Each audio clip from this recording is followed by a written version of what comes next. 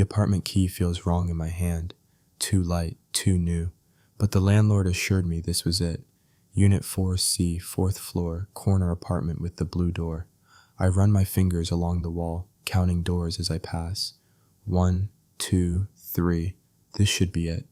My cane taps against what I hope is the 4th door, and I reach out, feeling for the keyhole. My hands are shaking. They've been shaking for 3 weeks now, ever since I woke up, and the world was just gone. Retinal detachment, the doctor said. Sudden, catastrophic, permanent. One day I could see, the next day I couldn't. Just like that. 25 years of sight erased in a single night. The key slides into the lock. It turns smoothly, and I hear the click of the door opening. Relief floods through me so intense I almost cry. I made it. First day navigating the city alone. Liz and I actually made it to my new apartment. My cane sweeps the floor inside, checking for obstacles. Smooth hardwood, no furniture immediately in front of the door. Good. I step inside, pulling my suitcase behind me. The door closes with a soft click, and I'm alone in a space I can't see. The apartment smells expensive. That's the first thing I notice. Not the stale air and old carpet I expected from a budget rental, but something clean and sophisticated. Wood polish, leather, a hint of citrus. Maybe the previous tenant was rich. Maybe they deep cleaned before I moved in. I don't question it. I'm too exhausted to question anything. My cane maps out the space. Large. Much larger than the studio apartment I thought I rented. My foot hits something soft. I reach down and feel plush fabric. A couch. An expensive one based on the butter-soft leather under my fingers. The landlord said the place came furnished, but I didn't expect this. I keep exploring, my hands trailing along walls, finding doorways. The kitchen is massive, restaurant-grade appliances if I'm judging the size correctly. The refrigerator hums quietly, and when I open it, cool air washes over me. It's stocked, fully stocked with food I didn't buy. My stomach clenches with unease, but I push it down. Maybe this is a welcome gift from the landlord. Maybe I'm in a better building than I thought. Maybe my luck is finally changing. I find the bedroom by following the wall. The bed is enormous, king-sized at least. My hands sink into what feels like silk sheets. This can't be right. I rented a studio for $800 a month. This feels like a penthouse that costs 10 times that. But the key worked. The address matched.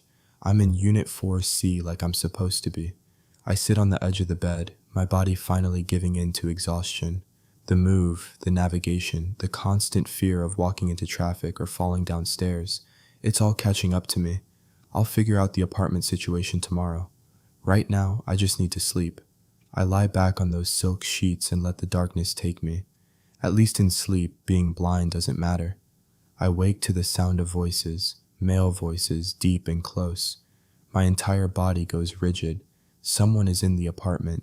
Multiple someones. I'm not alone. My hand fumbles for my phone on the nightstand, but before I can grab it, I hear footsteps approaching the bedroom. The door opens. I can feel the change in air pressure.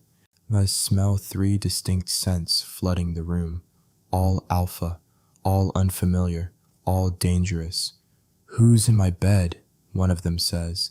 His voice is cold, sharp as a blade. I scramble backward, nearly falling off the mattress. "I'm sorry," I gasp. "I'm sorry, I didn't know anyone was here. The landlord said this was my apartment." "Your apartment," another voice, warmer but still edged with suspicion. "What landlord?" "Unit 4C, I say desperately. Blue door, 4th floor. I have the key. I can show you." Silence, the kind that screams louder than words. There is no Unit 4C with a blue door on the 4th floor. The third voice says, "This one is measured, careful. You're in the penthouse level, royal residence." My stomach drops. Oh God, I'm in the wrong apartment. I try to stand, but my legs are tangled in the expensive sheets. I'm so sorry. I'll leave right now. I didn't mean to. I'm blind. I couldn't see. I thought this was my place. Please don't call the police. I'll go. Blind, the cold voice repeats. That's why you didn't notice the private elevator, the security checkpoint, the fact that this floor requires biometric access. I feel sick. I broke into somewhere I absolutely should not be. Somewhere with security and biometric access. Somewhere that might get me arrested or worse. Stay still, the warm voice says. Let us figure this out before you hurt yourself trying to leave. But I start. You're shaking, the measured voice interrupts. And you're clearly not a threat. Give us a moment to understand what happened here. I sink back onto the bed, my hands gripping the sheets like they're the only solid thing in the world. I hear them moving. As talking in low voices I can't quite make out. My heart is pounding so hard I'm sure they can hear it. Then footsteps approach again, all three of them, surrounding the bed. What's your name? The warm one asks. Cha Young, I whisper. But everyone calls me Che. And you really can't see? The cold one asks. Not skeptical exactly, but confirming. Nothing. I lost my sight 3 weeks ago. Retinal detachment. The measured one speaks next. How did you get our key? I don't have your key. I pull the key from my pocket with shaking hands. This is from my landlord. For Unit 4C, may I? The warm one asks, and I feel him take the key gently from my hand. His fingers brush mine and something electric passes between us. I pull back quickly. This is a standard building key, he says after a moment. It opens the elevator and the main doors. But it shouldn't have brought you here. Our floor requires additional access. I must have gotten off at the wrong floor, I realize. I counted 4, but I might have miscounted. I'm still learning how to navigate without. I can't finish. The humiliation is too much. Stop, the cold one says. His voice has softened slightly. You made a mistake. An understandable one given your condition. The question is what we do about it. You could just let me leave, I offer quietly. I'll go back downstairs, find my actual apartment, and we can all forget this happened. At 3 in the morning, the measured one asks, when you clearly don't know this building or this city, you'd be lost before you made it to the lobby. He's right. I know he's right. I'm so sorry, I say again, because I don't know what else to say. My name is Seo, the warm voice says. This is my brother Taemin and my brother Minho. We own this residence, and you're not in trouble. We're just trying to understand the situation. Brothers, 3 alpha brothers living together in a penthouse. I'm definitely in the wrong place. I'm Che, I say again. I just moved to the city today. I thought I rented a studio apartment on the 4th floor. Clearly, I was wrong about everything. You're new to the city? Taemin asks, the measured one. And blind. And alone. Yes, I admit, all of the above. The silence that follows makes my skin prickle. Then Seo speaks, and his voice is gentle. It's late. You're exhausted. You can stay here tonight, and in the morning, we'll help you sort out where you're actually supposed to be.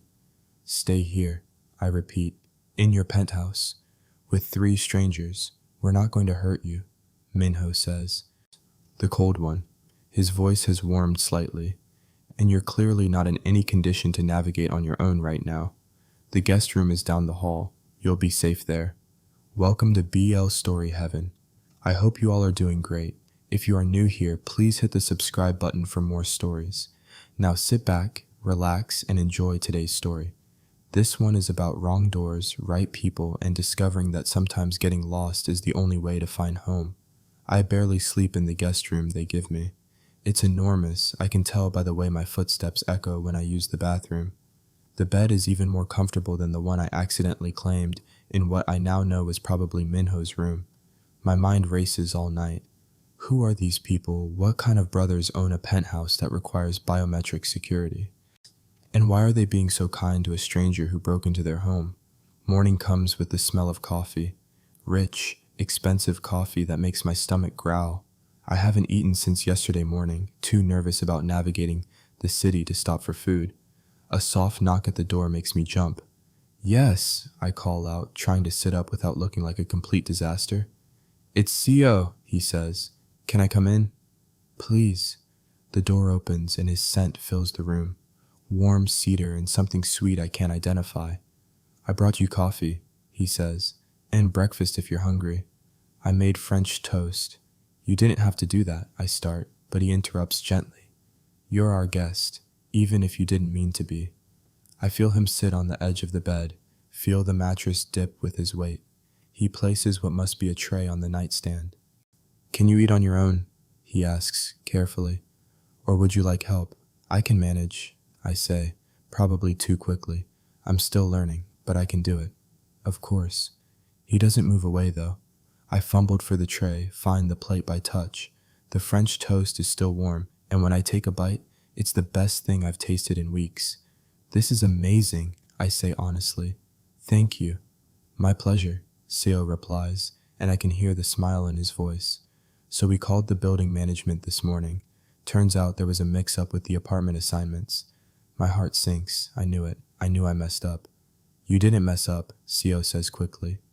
The building did. Your apartment is actually Unit 4A, not 4C. Blue door, 4th floor, just 2 doors down from where you should have gotten off the elevator. But the building keys are universal for the first 5 floors. Yours just happened to also work on the penthouse elevator. So I got lost because someone gave me the wrong unit number, I clarify. Exactly, he confirms. Not your fault at all. Relief washes over me. I'm not completely incompetent, just following wrong directions. Your actual apartment is ready, Seo continues. We can help you move your things there whenever you're ready. Right. Of course. I should go now. I start to stand and immediately my foot catches on something. I'm falling, and then I'm not. Seo catches me, his hands strong and steady on my arms. Careful, he says softly. No rush.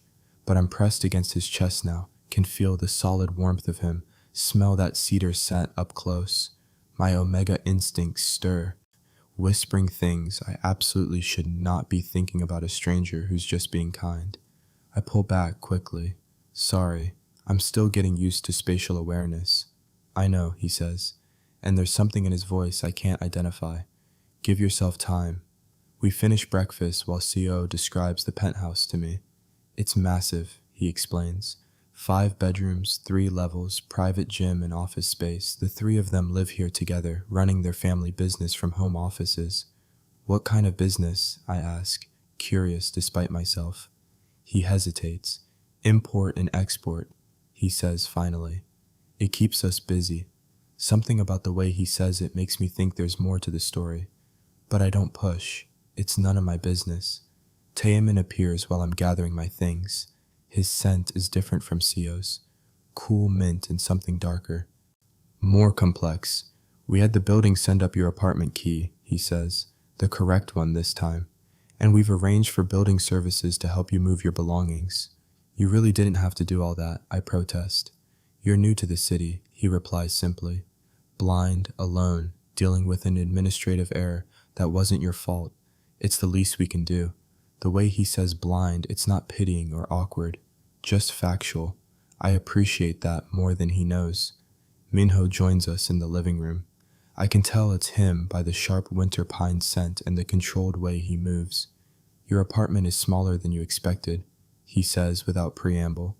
Studio, basic furniture, standard building amenities. If you need anything, we're directly above you. Just use the call button in the elevator. Why are you all being so nice to me? The question bursts out before I can stop it. You don't know me. I broke into your home. We didn't see it as breaking in, Seo says gently. We saw someone who needed help. Besides, Taemin adds, you're interesting. That makes me laugh despite everything. Interesting. That's one word for it. We should exchange numbers, Minho says.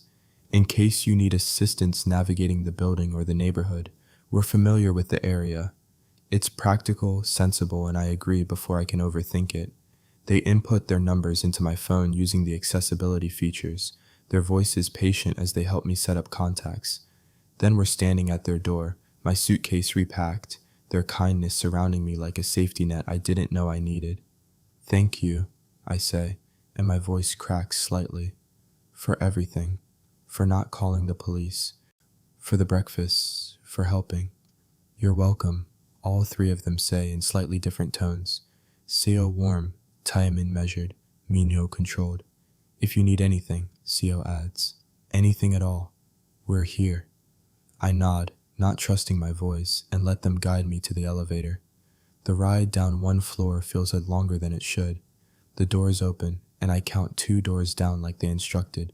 My new key works perfectly. I'm home. My actual home.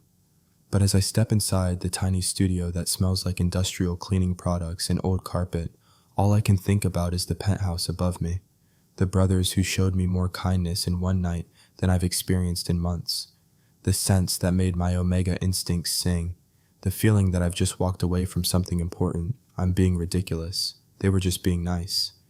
Nothing more. I unpack my single suitcase, map out my new space with my cane, and try to build a life in this city I can't see. The next 3 days are harder than I expected.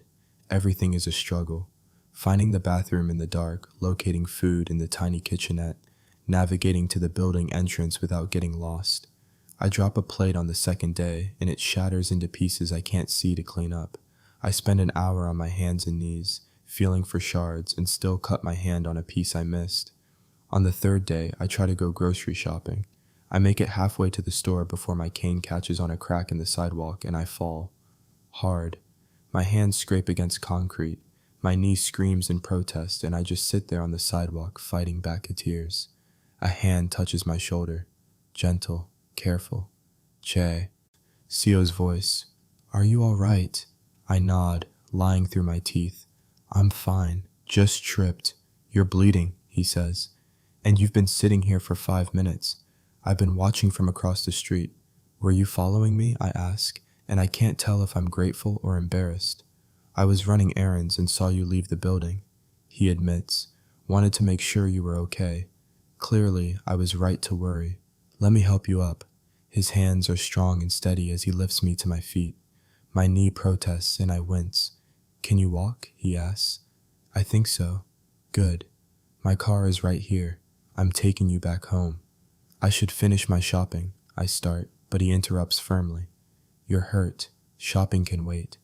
The ride back to the building is quiet except for my occasional hiss of pain when we hit a bump. Sio helps me inside, into the elevator, and I expect him to press 4 for my floor. Instead, I hear the penthouse button engage. What are you doing? I ask. Taking you somewhere I can properly clean those wounds, he says. Your studio doesn't have a first aid kit, does it? No, I admit. I was going to buy one today. Exactly. So penthouse it is. I don't have the energy to argue. He guides me inside, sits me on what I now know is their massive leather couch, and disappears. I hear water running, cabinet doors opening. Then he's back, kneeling in front of me. This might sting, he warns before dabbing something cool on my scraped palms. I bite my lip to keep from making a sound. You don't have to be brave, he says quietly. It's okay if it hurts. Something about his voice makes my carefully constructed walls crack. I'm tired, I whisper. I'm so tired of pretending I can do this. Do what? Navigate the city, live alone, function like a normal person when I can't even see where I'm going. Che, Seo sets down the antiseptic and takes my hands gently. You lost your sight 3 weeks ago. 3 weeks. You can't expect yourself to have everything figured out already. But I can't keep falling, can't keep needing help, can't keep being this useless. You're not useless, he says firmly. You're learning. There's a difference. His thumbs brush over my knuckles, and the touch sends electricity up my arms. I should pull away, should maintain boundaries, but I'm so starved for kindness, for gentle touch, that I can't make myself move. The door opens. Taemin and Minho are back, I can tell by their scents. What happened? Minho's voice is sharp with concern. He fell, Seo explains, outside the building, scraped hands and knee. Is it serious? Taemin asks, moving closer. Should we call a doctor? I'm fine, I say quickly. Just clumsy. You're not clumsy, Minho says. You're blind and trying to navigate an unfamiliar city alone. That's not the same thing. Why are you alone? Taemin asks. Where's your pack? Your family? I don't have a pack, I say quietly. Or family. Not anymore. Silence. Then Seo speaks, his voice gentler than I've ever heard it. Stay for dinner, he says. Please. We're making Korean barbecue, and there's more than enough. I should go back to my apartment, I start, but Minho interrupts. Why? So you can sit alone in a studio you can barely navigate, eating food you can't cook safely. Stay. Eat with us. Get your strength back. It's a terrible idea. I know it's a terrible idea. Getting close to these brothers, depending on them. It's just setting myself up for disappointment. But my traitorous mouth says yes anyway. Dinner is chaos in the best possible way. The three of them move around the kitchen with practiced ease, their voices overlapping as they tease each other and explain what they're cooking. Seo guides my hand to show me where everything is on the table. Taiman cuts my meat into manageable pieces without making a big deal of it. Minho describes the food in such detail I can almost see it. And somewhere between the laughter and the easy conversation and the feeling of being included, I start to relax. This is what family feels like. I think. This warmth, this acceptance. I haven't felt it in so long I'd almost forgotten. Can I ask you something? I say during a lull in conversation. Of course, Seo replies. Why are you really being so nice to me? You've helped me multiple times now. You don't even know me. We know enough, Taemin says. We know you're alone in a new city. We know you're struggling. We know you need support. That doesn't explain why you care, I press. We just do, Minho says simply. And that should be enough. But it's not enough for me. People don't just care about strangers. There's always a reason, always an angle. What do you want from me? The question hangs in the air like a grenade. Then Seo speaks, his voice careful. We don't want anything from you, Che, except maybe to see you safe and happy. Why? I demand. Because, Taemin says slowly, you're special. Special. The word makes me laugh, but it comes out bitter. I'm blind and homeless and completely dependent on strangers. That's not special. That's pathetic. You're not pathetic, Minho says. And there's an edge to his voice now. You're resilient. You're adapting to a disability that would break most people. You're navigating a new city with nothing but determination and a cane. That's strength, not weakness. I don't feel strong, I whisper. You don't have to feel it for it to be true, Seo says. The rest of dinner passes in uncomfortable silence. I've ruined the mood by pushing too hard, by questioning their kindness. When they offer to help me back to my apartment, I accept quietly. But at my door, Seo stops me. We mean what we said, he tells me. If you need anything, call us, day or night. Why? The question bursts out again. I can't help it. Why do you care? Because you're ours, Minho says from behind me. His voice is quiet but absolute. The moment you walked into our home, the moment we scented you, we knew. Ours. My omega instincts flare at the word, but my rational brain rejects it immediately. That's not possible. We just met. Mating bonds don't work like that. They do for us, Taemin says. For alpha triplets. When we find our omega, we all feel it. All three of you, I repeat. Feel what? The mate bond, Seo says gently. You're our fated omega, Che. We've been trying to figure out how to tell you. I stumble backward, my back hitting my apartment door. No, that's not, you can't just... We're not asking you to accept it right now, Minho interrupts. We know it's overwhelming. We know you have every reason not to trust us. We're just telling you the truth. I fumble for my door handle, need to get away, need to process this insanity. They think I'm their mate. All three of them. It's impossible, ridiculous, terrifying. And yeah, I get inside and lock the door behind me, my heart racing. Through the door, I hear Seo's voice. We'll give you space, but we're here when you're ready to talk. Their footsteps retreat. The elevator dings. They're gone. And I'm alone with the knowledge that three alpha brothers think I'm their fated mate. And I have absolutely no idea what to do about it. I don't sleep that night. Can't sleep. My mind is racing with everything they said. Mate bond. Fated omega. Ours.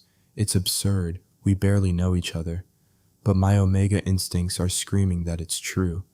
That the pull I feel toward them, the safety I sense in their presence, the way their scents make me feel whole, it's all the bond.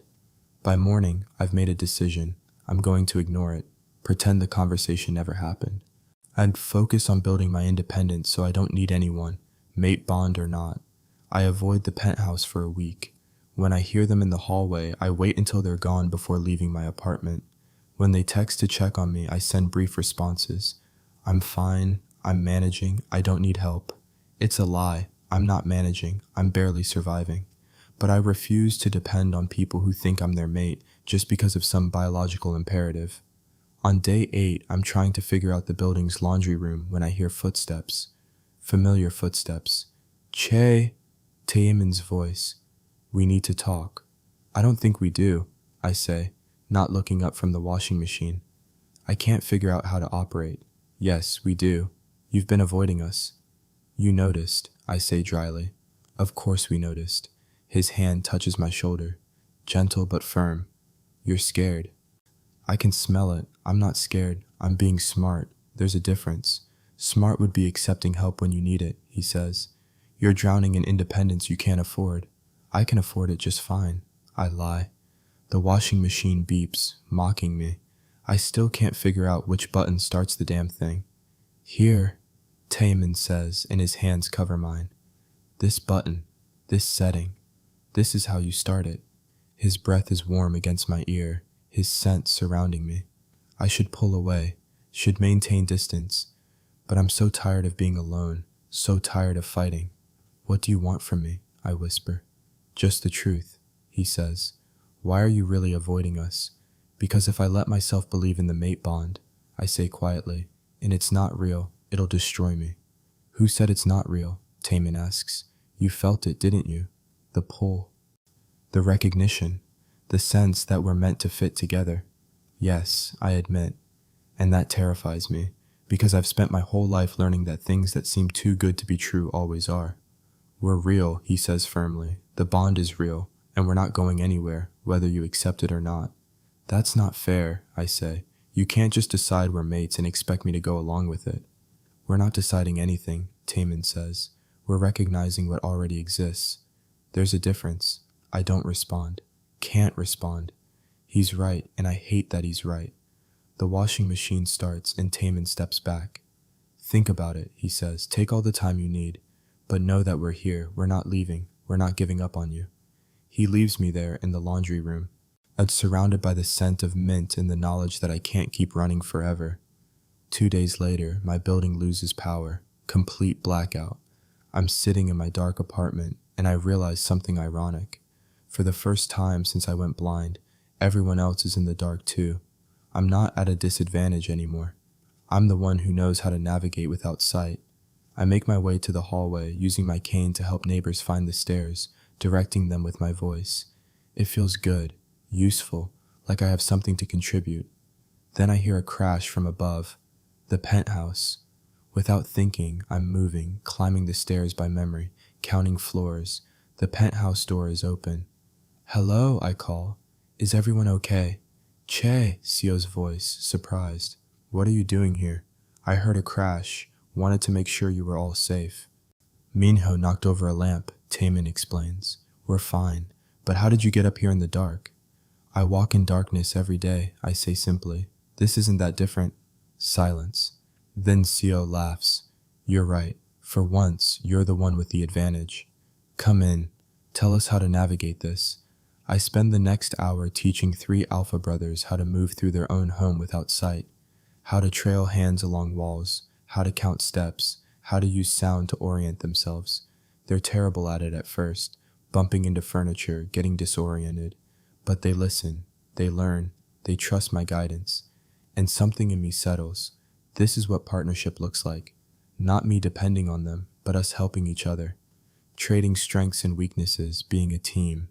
When the power comes back on, we're sitting in their living room, talking about nothing and everything. And I realize I don't want to leave. Don't want to go back to my lonely studio.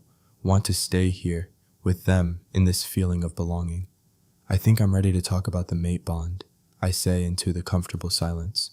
All 3 of them go still. You don't have to, Sio says carefully. If you're not ready. I'm not sure I'll ever feel completely ready, I admit, but I'm tired of being scared, tired of running. If this bond is real, I want to understand it. It's real, Minho says quietly. I've never been more certain of anything. How does it work? I ask. With 3 of you. We share the bond equally, Taemin explains. What one of us feels for you, we all feel. It's why we were all drawn to you immediately, why protecting you feels as natural as breathing. And what do you feel? I ask. Everything. SEO says, your fear, your loneliness, your determination. It's like having a direct line to your emotions. We know when you're struggling, even when you pretend you're fine. That's invasive, I say, but there's no heat in it. It is, Minho agrees. That's why we've been giving you space. We don't want to push, don't want to make you feel trapped, but the bond is there, whether we act on it or not. What would acting on it look like, I ask. Whatever you want it to look like, Co says. We could court you properly, take you on dates, let you get to know us. Or, Tayaman adds, you could move in here, let us take care of you while you adapt to your blindness, build a life together. That's moving too fast, I protest.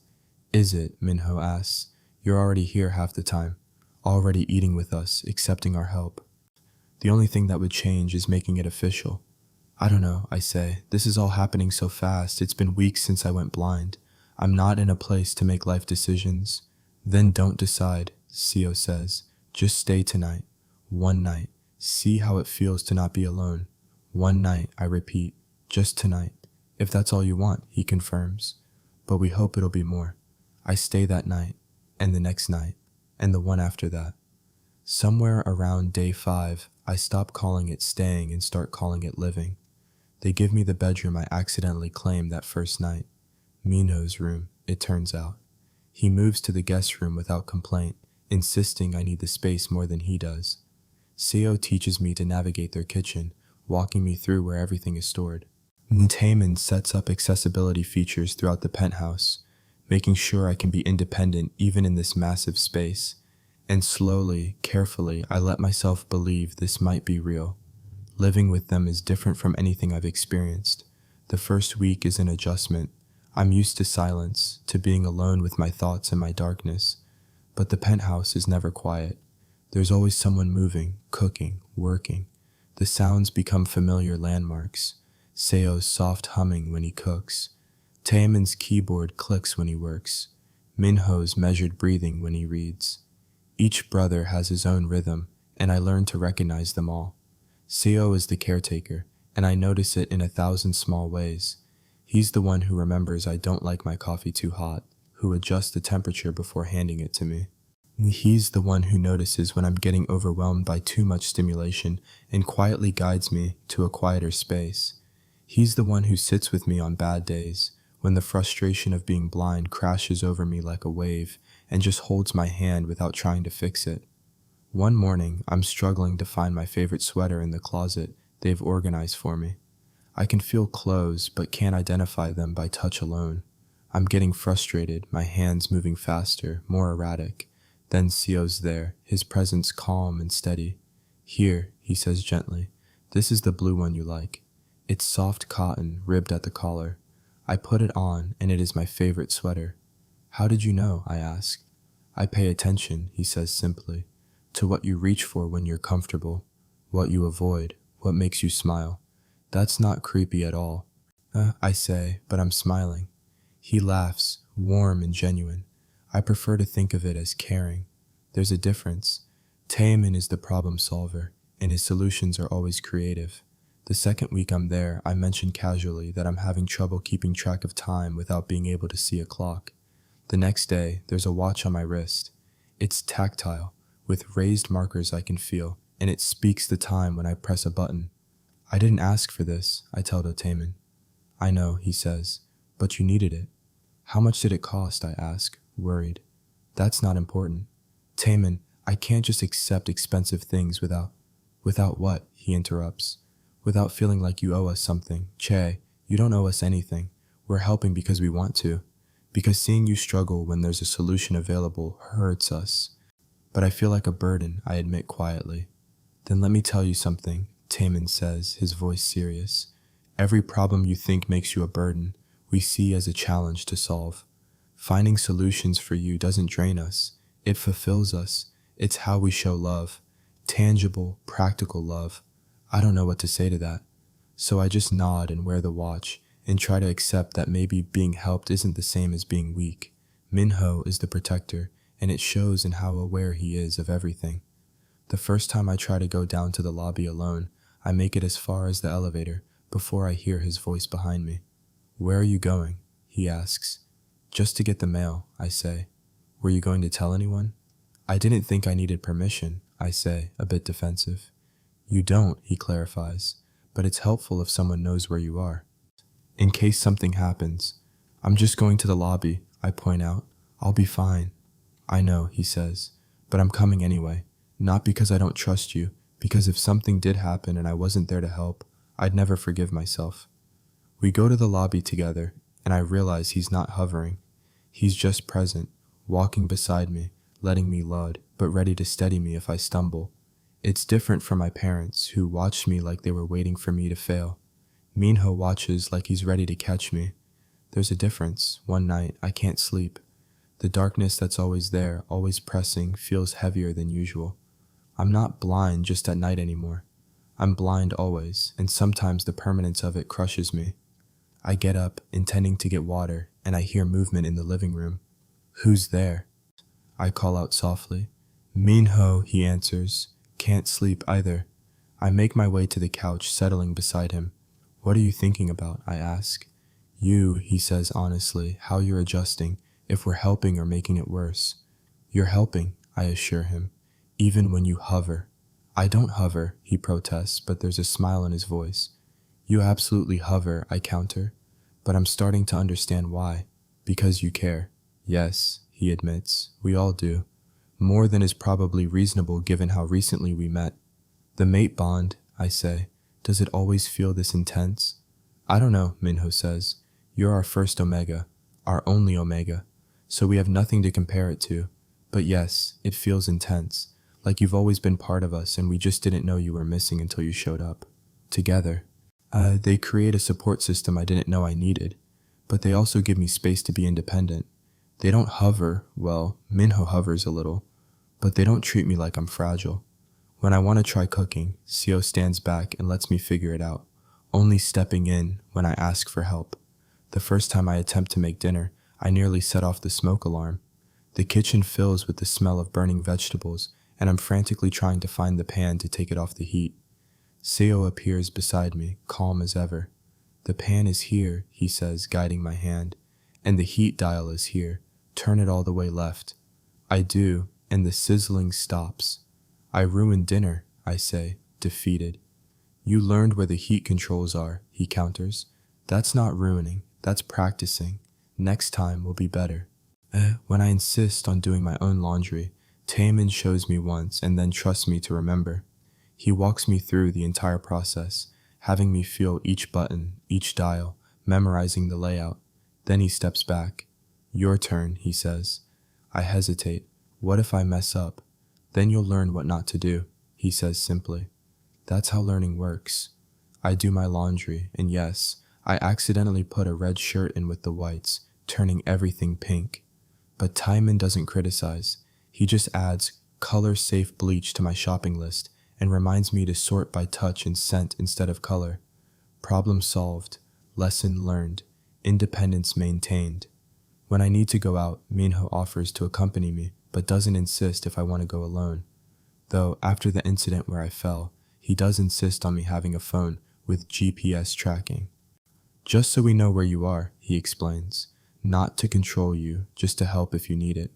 I agree because it's reasonable, and because I'm starting to understand that accepting help doesn't make me weak. It makes me smart. It's the balance I've been looking for. Support without suffocation. Help without helplessness. And as the weeks pass, I realize I'm not just surviving here. I'm thriving. The brothers notice too. You smile more, Sio comments one morning over breakfast. Do I? I ask. You do, he confirms. When you first moved in, you were so tense, always waiting for something to go wrong. Now you relax. Now you laugh. It's good to see. I didn't realize I was tense, I admit. You were protecting yourself, Taemin says. It makes sense. You'd been alone and struggling. Learning to trust us took time. And now, I ask, now you're home. Minho finishes simply. And it's true. Somewhere in the chaos of wrong apartments and mate bonds and learning to live blind, I've found home. 1 month after moving in, I wake to the smell of coffee and something sweet. Pancakes, Sio says when I emerge from my room. Special recipe, blueberry with a hint of vanilla, your favorite. I find my seat at the table, the one they've designated as mine. It's always in the same place, chair angled slightly toward the kitchen so I can follow conversations, always set the same way with the fork on the left and knife on the right. making it easy for me to navigate without asking for help. This is nice, I say, inhaling the rich scent. What's the occasion? No occasion, Taemin says, but his voice has a quality I can't quite identify. Anticipation, maybe. Nervousness. We just wanted to do something nice for you. I'm about to respond when Minho speaks. That's not entirely true. We wanted to ask you something. My stomach flips. What kind of something? We want to officially court you, Seo says. The words hang in the air between us. With your permission, court me. That's so formal, I say, trying to lighten the suddenly heavy atmosphere. It's important, Taemin explains. We don't want you to feel rushed or pressured. The mate bond exists regardless of whether we act on it, but we want you to know that we're serious about this, about you, about building something real. We want to do this right, Minho adds, not just rely on biology or fate. We want you to choose us because you want to, not because the bond tells you to. I sit with that for a moment, my hands wrapped around the warm coffee mug Seo placed in front of me. They're asking permission to pursue me, to make their intentions clear, to formalize what's already been growing between us. They're giving me a choice when they could just rely on the mate bond to do the work. That means something. Yes, I say, you can court me, but I need you to understand something first. What? Seo asks gently. I'm still figuring out who I am as a blind person. I'm still learning to navigate this new version of my life. I can't promise I'll be easy to love. We don't need easy, Taemin says. We need you, exactly as you are. But I might have bad days, I press, days where I'm frustrated and angry and take it out on you. We'll handle it, Minho says simply. We're not fragile. We can take your anger and your frustration and your fears. That's what mates do. The relief in the room is palpable when I agree. All three of them release tension I didn't realize they were holding. But I have conditions, I add quickly, before they can celebrate. They go still. What conditions? Minho asks carefully. I want to contribute, not just live here as a dependent. I want to help however I can, pay rent, buy groceries, contribute to household tasks, something that makes me feel useful. We don't need you to pay rent, Seo starts, but I interrupt. I need to, please. I need to feel like I'm contributing, not just taking. All right, Taemin says slowly. What kind of contribution did you have in mind? I don't know yet, I admit, but there has to be something I can do. I can't cook safely yet, but maybe I can learn. I can't see to clean, but maybe there are other ways I can help. Yeah, I just need to feel useful. You are useful, Minho says firmly. Your presence here makes this feel like a home instead of just a place we live. That's worth more than any rent, but I need more than my presence to feel valuable. I say quietly, I need purpose. We'll figure it out together, Taemin promises. What skills did you have before the blindness? I was a translator, I say. English to Korean, Korean to English. Some Japanese too. I worked freelance, mostly document translation. Could you still do that? Seo asks, with text-to-speech software and audio recording. Maybe, I say, hope kindling in my chest. I haven't tried. Let's try, Taemin says. I'll set up the software today. We'll see what's possible. And with that, the courting begins. It's nothing like I expected. They don't take me to expensive restaurants or buy me lavish gifts. As instead, they learn what I need, what I want, what makes me feel valued. Seo discovers I love audiobooks and fills my tablet with hundreds of titles. Not just romance novels, but history, science, philosophy, mystery. He asks what genres I like and creates playlists, organizing them by mood. Want something light, he says one evening. I've got comedy memoirs in folder 1. Need to think, there's philosophy in folder 3. Want to escape, epic fantasy in folder 7. How did you have time to organize all this? I ask, overwhelmed. I made time, he says simply, because I wanted you to have options, to feel like you can access the same things as before, just in a different format. Taemin finds a support group for newly blind adults and offers to drive me to the weekly meetings. I'm nervous the first time. What if they ask me questions I can't answer? What if I don't fit in? What if I'm not blind enough or too blind or... Che, Taemin interrupts gently. Just try it once. If you hate it, you never have to go back.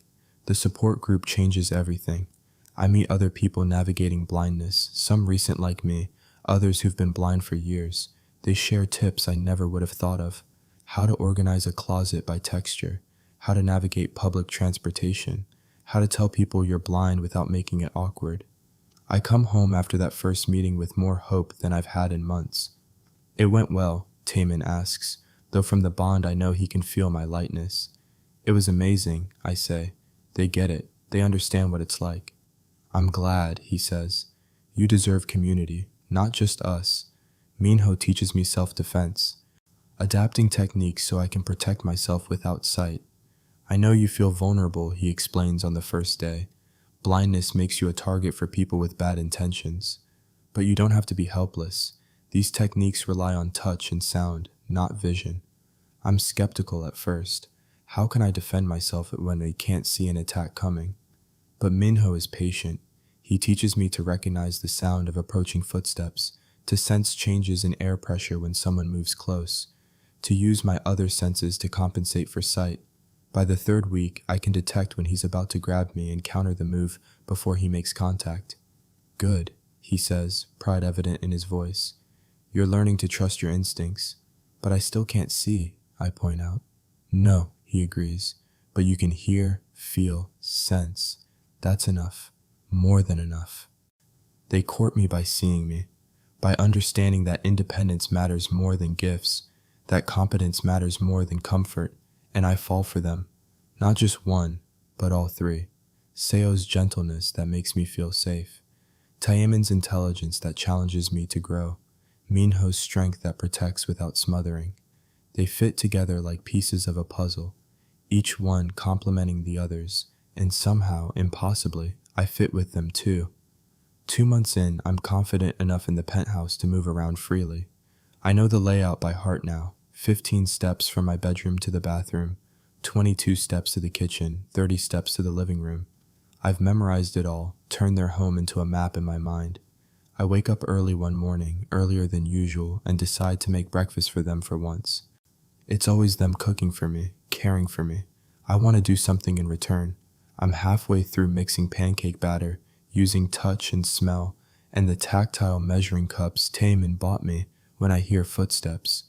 Chai, Minho's voice, surprise. What are you doing up? Making breakfast, I say, trying to sound more confident than I feel. Trying to, anyway. I think I measured the flour right, but I might have added too much milk. It's hard to tell by touch alone. He moves closer, and I feel him check my work. The batter makes a soft sloshing sound as he tilts the bowl. It's perfect, he says, and I can hear the smile in his voice. You're doing great. Really? I ask, my insecurity showing through. Because I can't tell if it's the right consistency. I just mixed until it felt smooth. Here, he guides my hand to the bowl, letting me dip my fingers in. Feel that. That's exactly how pancake batter should be. Smooth but not too thin. You did this perfectly. His hand lingers on mine, warm and steady, and I realize how close we're standing. I can smell his winter pine scent, can feel the heat radiating from his body, can hear his breathing slightly faster than normal. Che, he says quietly, and his voice has gone deep, rough. Yes, I breathe, my heart suddenly pounding. Can I kiss you? The question hangs between us. We've been dancing around this for months, the courting, the bond, the growing feelings, but no one's made the first move. I've been too scared, and they've been too respectful. But I don't want to be scared anymore. Yes, I say. Please, yes. His lips meet mine, gentle at first, questioning, giving me a chance to pull away. But I don't want to pull away. I lean into the kiss, my hands finding his chest, feeling his heartbeat racing as fast as mine. When I part my lips, he deepens the kiss, one hand cupping the back of my head, the other settling on my waist, pulling me closer. It's my first kiss with any of them, and it's perfect. Better than perfect. It's everything I didn't know I needed. When we break apart, I'm breathless, my fingers still clutching his shirt.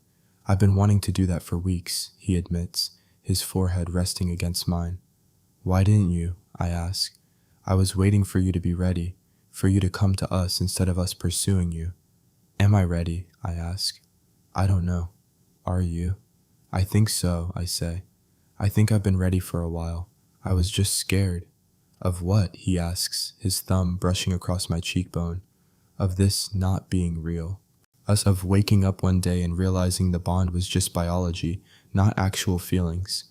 Of you seeing me as a burden instead of a partner. Minho's hand cups my face with such gentleness it makes my chest ache. This is real, he says firmly. The bond is real. Our feelings are real. You are real to us, Che, not as a burden, not as a responsibility, but as our mate, as someone we choose every single day. That day, I kiss Seo in the kitchen while he's teaching me a new recipe. He tastes like vanilla and coffee, and he kisses like he's savoring something precious. I kiss Taemin in the library while he's reading to me, interrupting him mid-sentence to press my lips to his. He tastes like mint tea and kisses like he's solving a puzzle, methodical and thorough. 3 brothers, 3 kisses, 3 pieces of my heart given freely. That night, we talk about next steps, about making the bond official, about mating marks and ceremonies and futures. I'm nervous, I admit. What if I'm not what you need? What if the bond fades? It won't, Seo says. Mate bonds don't work like that. Once they're formed, they're permanent. But what if I can't give you what other Omegas could? I press. What if my blindness makes me less than what you deserve? You're not less, Taemin says firmly. You're exactly what we need, exactly who we're meant to be with. But I can't see your faces, I say, and my voice cracks. I don't know what you look like. I can't watch you smile or read your expressions or see the way you look at me. Does that bother you? Minho asks quietly. Does it make you want us less? No, I admit. I know you through touch and scent and voice, but I wonder if you wished I could see you. We don't, Seo says. We love you exactly as you are, blindness included. The sincerity in his voice breaks something open in me. I've been so afraid of being a burden, of not being enough, but they've never made me feel that way, not once. I want to accept the bond, I say. Officially, I want to be yours. Are you certain? Taemin asks. We don't want you to feel pressured. I'm certain, I confirm. I've never been more certain of anything.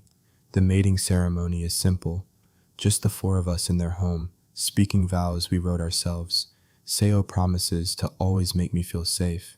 Taemin promises to always support my independence.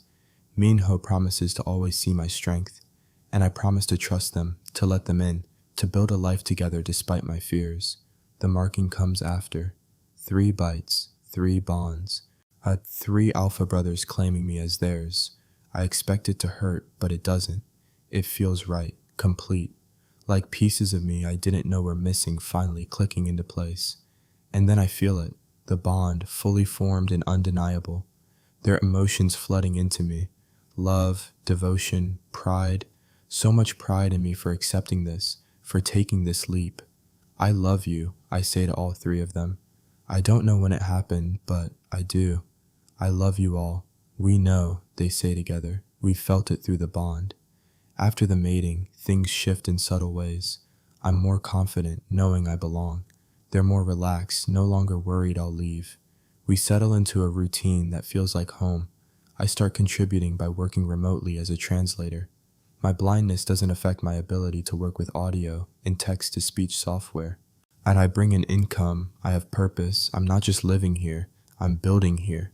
6 months after the mating, I get a call from a medical research facility.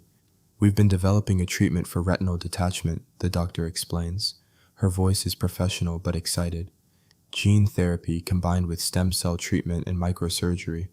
We've had promising results in animal trials and early human trials.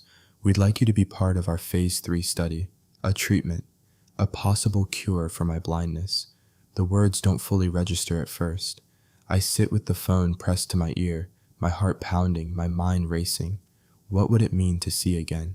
After 6 months of darkness, of learning to navigate a world without sight, of building an identity as a blind person, what would it mean to have that taken away, or given back?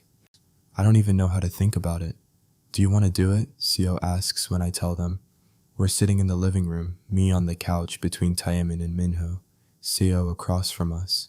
I can feel their attention focused on me, can sense their careful neutrality. They're trying not to influence my decision. I don't know, I admit. Part of me does, but part of me is afraid. Of what? Taemin prompts gently. of it not working, of hoping and being disappointed, I pause, trying to find the right words for the complicated tangle of emotions, of you loving me less if I can see. That makes all three of them go still. The silence stretches for a heartbeat, then two. Finally, Minho speaks. Che, look at me. I turn my head toward his voice even though I can't see him. We won't love you less, he says, and his voice is fierce. If anything, we will love seeing you happy, love watching you experience things you've been missing, love seeing the joy on your face when you can see the world again. But it has to be your choice, Sio adds carefully. Not for us, for you. This is your body, your life, your decision. We'll support whatever you choose. Would you want to see again? Taemin asks. If the treatment worked, if there were no risks, no complications, would you want your sight back? Yes, I admit, and saying it out loud feels like a confession. I would. I love the life I've built blind. I love who I've become. But if I could see again, I would want that. Then do it, all three of them say together. The treatment is explained to me in detail over several appointments. It's experimental, the lead doctor says. We're combining 3 different approaches. First, gene therapy to repair the damaged retinal cells. Second, stem cell injections to regenerate tissue that's been lost. Third, microsurgery to physically repair the detachment and any scarring. It's complex, risky, and there's no guarantee it will work. What's the success rate, I ask? In our trial so far, she says carefully, 60% of patients have experienced some vision improvement. 40% have seen complete or near complete restoration. 20% have had no change, and the rest, I ask. 5% have experienced complications, infections, increased eye pressure in one case, complete vision loss in the treated eye. I sit with those numbers, 60% improvement, 40% restoration, 5% worse. What happens if I do nothing? I ask. Your current condition will likely remain stable, she says. Retinal detachment doesn't typically heal on its own, but it also doesn't usually worsen once it's been this long. You'll remain blind, but you won't deteriorate further. So my choice is between guaranteed blindness or a gamble that might restore my sight or make things worse. When you put it that way, she says wryly, it sounds rather grim. But yes, essentially. I think about it for 3 days. I talk to other blind people in my support group. Some encourage me to try, to take the chance at seeing again. Others warn me about the dangers of hope, about how devastating it is to believe you'll get your sight back and then fail. I talk to my mates who promise to love me regardless of what I choose. And I talk to myself, to the person I was before blindness and the person I've become after. Finally, I make my decision. I want to try. I tell the doctor, even knowing the risks, even knowing it might not work, I want to try. The treatment begins the following week. It's a series of procedures spread over several months. First, the gene therapy. They inject modified viruses directly into my retinas, viruses designed to carry corrected genes into my damaged cells. It's painful, though they numb my eyes as much as possible.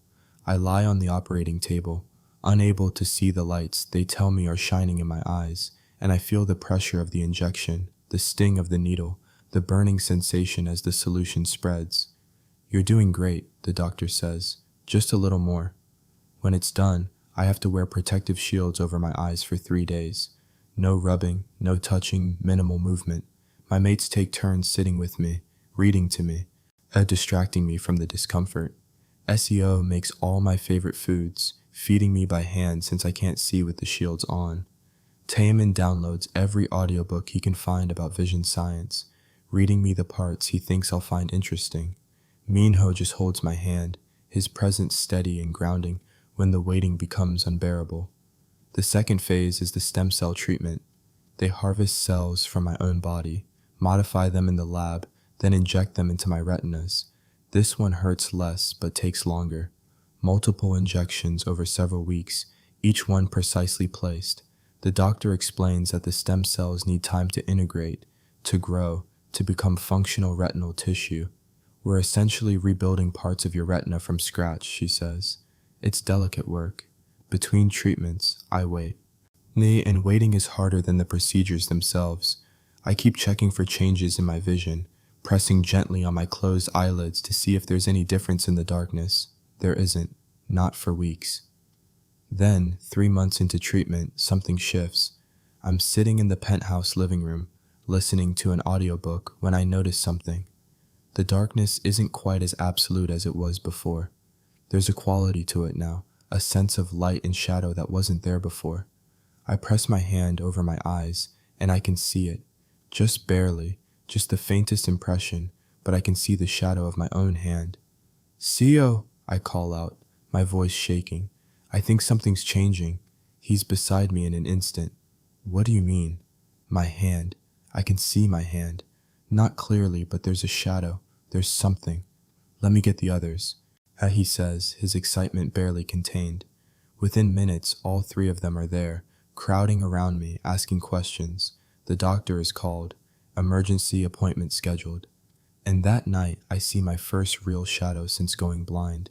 It's blurry and indistinct, more the idea of an image than an actual image.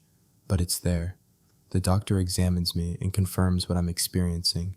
"The stem cells are integrating," she says. "Your retina is regenerating. This is exactly what we hope to see." But she warns me not to get too excited yet. The process takes months. What you're seeing now might be the extent of the improvement, or it might continue to develop. We won't know for certain until the treatment is complete.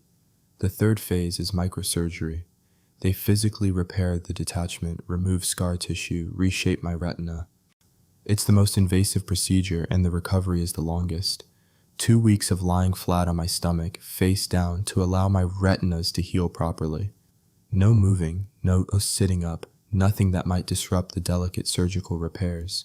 My mates build me a special recovery station, a massage table modified so I can lie face down comfortably, with pillows and supports positioned perfectly. They take shifts sitting with me, talking to me, keeping me company during the endless hours when I can't move. Sio reads me every book I've ever mentioned wanting to hear. Taemin explains the science behind the surgery. In such detail, I start to understand the miracle of vision itself. Minho just talks about nothing and everything, his voice a constant anchor in the disorienting experience of forced stillness. When I'm finally allowed to sit up, so to move normally again, the world is different. Shapes are coming into focus, not clear yet, but recognizable. I can see the outline of furniture, the shadows of people moving, the difference between light and dark spaces. 1 month later, colors appear, vague at first, more like impressions than actual hues, but I can tell the difference between the warm tones of the living room and the cool blues of the bathroom. I can see when someone's wearing dark or light clothing. And then, 6 months after starting treatment, I wake up one morning and the world is clear. Not perfect. I'll never have perfect vision again. There are spots in my peripheral vision that stay blurry, moments when things go out of focus if I'm tired or stressed. But I can see. I can actually see. The first thing I look at is Sio's face. I wait until morning, until he's sleeping beside me, peaceful and unguarded. I study every detail. His warm brown eyes closed now, but I remember their kindness. His gentle smile lines, evidence of a life spent caring for others. His soft hair falling across his forehead. Exactly as kind as his voice suggested. He's beautiful. When he wakes and finds me staring, he smiles. "Hi," he says. "Hi," I breathe. "You're beautiful." Then I find Taemin in his office, working on his computer. I watch him from the doorway, seeing him for the first time. Sharp features that match his sharp mind, intelligent eyes that seem to see through everything, long fingers moving precisely over the keyboard. He looks up and catches me staring. "Che," he says, surprised. "Can you?" "Yes," I say, stepping into the room. "I can see you, all of you, finally." He stands and I cross to him, reaching up to touch his face, confirming what my eyes are telling me is real. "You're exactly how I pictured you," I say, "smart and handsome and perfect." "I'm none of those things," he says, but he's smiling. "You're all of those things," I counter, and I can finally see it. Minho finds me in the living room an hour later. I've been walking around the penthouse, seeing it all for the first time with clear vision. The expensive furniture that I felt with my hands, the artwork on the walls that was only described to me, the view from the windows that I could only imagine. It's overwhelming, beautiful, perfect. You can see, Minho says. It's not a question. He already knows. I turn to him, and my breath catches. Strong jaw like I expected, protective eyes that watch me like I'm precious. But there's more. A softness in his expression that I never would have guessed from his voice alone. Warmth that makes my heart clench. You're beautiful too, I say, tears starting to fall. All three of you are so beautiful, and I can finally see you. He crosses to me and pulls me into his arms. We don't care if you can see us or not, he says. We just care that you're happy. I'm so happy. I sob into his shoulder. I'm so overwhelmingly happy. That night we celebrate, not with a party or expensive dinner, but with something simple. We sit together on the couch, all four of us, and I just look at them. I study their faces, memorize their features, see all the little details I missed before. The way Sio's eyes crinkle when he smiles. The way Taemin absently pushes his glasses up when he's thinking. The way Minho's expression softens when he looks at me. I love you, I say to all three of them. And now I can see you when I say it. We know, they say together. We felt it through the bond, but it's nice to see you say it too. Years pass. I regain enough vision to navigate independently, though I still use my cane in unfamiliar places. The bond between the four of us deepens, grows stronger with every shared experience. We build a life together, one where I contribute equally, where my past blindness becomes just one chapter in our story, not the defining feature. And sometimes, when I wake up in our shared bed with three alpha brothers surrounding me, I think about that night I walked into the wrong apartment, the best mistake I ever made. The end. If Che's journey from lost and blind to found and whole touched your heart, show some love by hitting that like button. Well, drop a comment and tell me which brother was your favorite. Seo's gentleness, Taemin's intelligence, or Minho's protective strength. And don't forget to subscribe, because stories like this, where wrong turns lead to right places, are what we're all about here. Sometimes getting lost is the only way to find home.